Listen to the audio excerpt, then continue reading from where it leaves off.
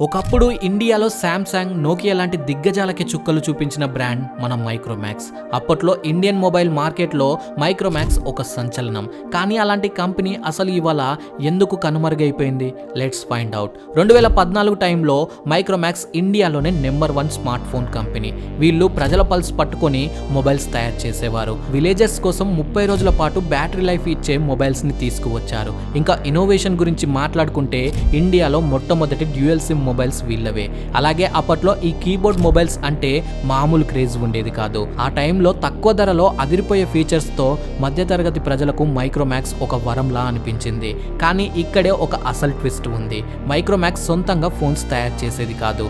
China నుండి phones ని తెప్పించి వాటిపై తమ లోగోని వేసి అమ్మేసేది. అయితే సరిగ్గా అప్పుడే జియోమీ, ఓపో, వివో లాంటి చైనా కంపెనీలు డైరెక్ట్ గా ఇండియాలోకి ఎంట్రీ ఇచ్చాయి. మైక్రోమాక్స్ దగ్గర సొంతంగా R&D టీం లేకపోవడంతో వాళ్ళ స్పీడ్ ని తట్టుకోలేకపోయింది. అంతేకాకుండా 2016లో జియో రాకతో ఇండియా మొత్తం 4G వైపు మళ్ళింది. కానీ మైక్రోమాక్స్ దగ్గర అప్పటికి భారీగా 3G ఫోన్స్ స్టాక్ లో మిగిలిపోయాయి. ఆ 3G ఫోన్స్ ని ఎవరు కొనలేదు.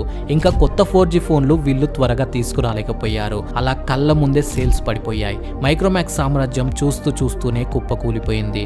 ఒక గొప్ప ఇండియన్ బ్రాండ్ ఇలా ముగిసిపోవడం బాధాకరమే. కానీ ఏం చేస్తాం, మార్కెట్లో ఉండాలి అంటే మనం అందరికన్నా ముందు ఉండాల్సిందే. ఫ్రెండ్స్, మీలో ఎంతమంది మీ లైఫ్లో మైక్రోమాక్స్ మొబైల్ వాడారు? అండ్ ఆ మోడల్ పేరేంటో కింద కామెంట్ చేయండి.